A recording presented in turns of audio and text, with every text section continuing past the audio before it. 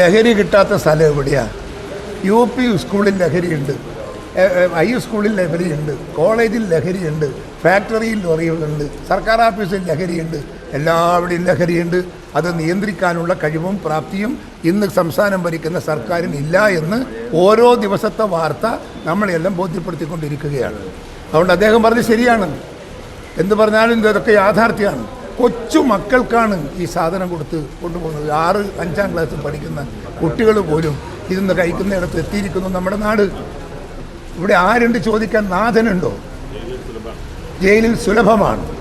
ജയിലിൽ എല്ലാ കാലത്തും ഇപ്പോഴടുത്തൊന്നുമല്ല, ജയിലിൽ ഒരുപാട് കാലമായി ജയിലിൽ ഇത് സുലഭമാണ്. ബന്ധമുള്ള ആളുകളാണ് കൂടുതൽ ജയിലിലുള്ളത്, കണ്ണൂർ സെൻട്രൽ ജയിലുള്ളതെന്നും അതുകൊണ്ട് അത് പാർട്ടിക്കാർ തന്നെയാണ് എത്തിക്കുന്നതെന്നുള്ള ആരോപണങ്ങളൊക്കെ ആരെടുത്ത്? അതൊക്കെ സർക്കാർ അന്വേഷിക്കേണ്ടതല്ലേ? നമ്മൾ തൂക്കിച്ച് പറയേണ്ട കാര്യമാണോ? സർക്കാർ അന്വേഷിക്കണം. സർക്കാർ അതിന് മെഷീനറി ഉണ്ടല്ലോ, മെക്കാനിസം ഉണ്ടല്ലോ. അത് ഉപയോഗപ്പെടുത്തി തൻ്റെ ഇടത്തോടെ നട്ടലിലൂടെ ഇത് കാണാനും അതിന് ഉത്തരവാദപ്പെട്ടവരെ കണ്ടുപിടിക്കാനും ആരാണ് ഇതിൻ്റെ ബിഹൈൻഡ് ദ സീൻ അതൊക്കെ കണ്ടുപിടിക്കേണ്ട ഉത്തരവാദിത്വം ഈ സർക്കാരിനില്ലേ? സർക്കാർ നിരന്തരമായ സിസ്റ്റത്തിൻ്റെ വീഴ്ചയാണ്. ആരോഗ്യവകുപ്പിൽ വീഴ്ച, ജയിൽ വകുപ്പിൽ വീഴ്ച, വീഴ്ചകളുടെ ഒരു പരമ്പരയാണ് വരുന്നത്. വിദ്യാഭ്യാസ വകുപ്പിലെ വീഴ്ചകൾ അതൊക്കെ സർക്കാരിൻ്റെ ഒരു വലിയ പരാജയമല്ലേ? ആ പരാജയത്തിന് അവരല്ലേ മറുപടി പറയണ്ടേ? ഞങ്ങളിതിന് മറുപടി പറയണം.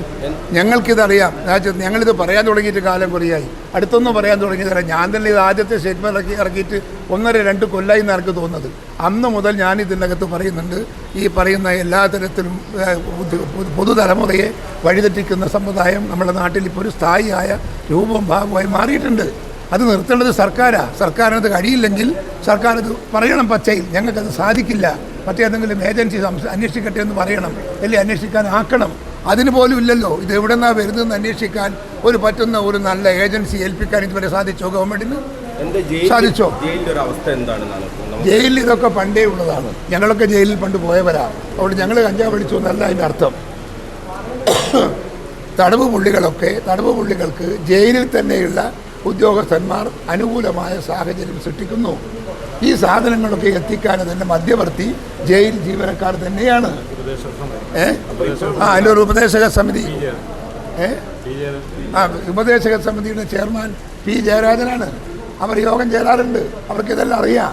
എന്തുകൊണ്ട് അത് നിർത്താൻ സാധിക്കാത്ത, നിർത്തേണ്ടുന്ന നിർദ്ദേശങ്ങൾ അവർ സർക്കാർ നൽകുന്നില്ല? അവരോട് ആലോചിക്കണം. അതുകൊണ്ട് ഇതിൽ വേറെ ആരെയും കുറ്റം പറഞ്ഞിട്ട് എന്നാന്ന് ഇയാളെ പേര് പറഞ്ഞ് ഗോവിന്ദ ചാമിച്ചേരിയൊന്നും ഉത്തരം പറഞ്ഞിട്ട് കാര്യമില്ല. ഇതൊക്കെ അദ്ദേഹത്തെയൊക്കെ സൃഷ്ടിക്കുന്നത് സമൂഹമാണ്, സാമൂഹിക ജീവിതമാണ്, സാമൂഹിക വ്യവസ്ഥയാണ്, സാമൂഹിക ചർച്ചയാണ്, സംവിധാനമാണ്. അതിന് തിരുത്തേണ്ടത് സർക്കാരാണ്. സർക്കാരിന് ചെയ്യാൻ സാധിക്കാത്ത കഴിവുകെട്ട ഒരു സർക്കാരിൻ്റെ മുമ്പിൽ ഇതിനൊന്നും മാറ്റമുണ്ടാകുമെന്ന് ഞങ്ങൾ ആരും പ്രതീക്ഷിക്കുന്നില്ല. അതിനൊക്കെ പിന്നിൽ ശക്തിയുണ്ട്. ഇല്ലെങ്കിൽ ആർക്ക് എങ്ങനെ കയറാൻ പറ്റുന്നു? ഒറ്റ കൈയിൽ എങ്ങനെയാണ് മേലെ കയറുന്നത്? ഒരു കൈയും ഒരു കാലം വെച്ചിട്ട് കയറുമോ മേലെ? ഒരാൾക്ക് കയറാൻ കഴിയില്ലല്ലോ. ഉണ്ടാവാനുള്ള സാധ്യതയാണ് എൻ്റെ സാമാന്യ ബുദ്ധി പറയുന്നത്. ആരുടെയോ ഒരു സഹായം അദ്ദേഹത്തിന് ജയിലിനകത്ത് കിട്ടിയിട്ടുണ്ട്.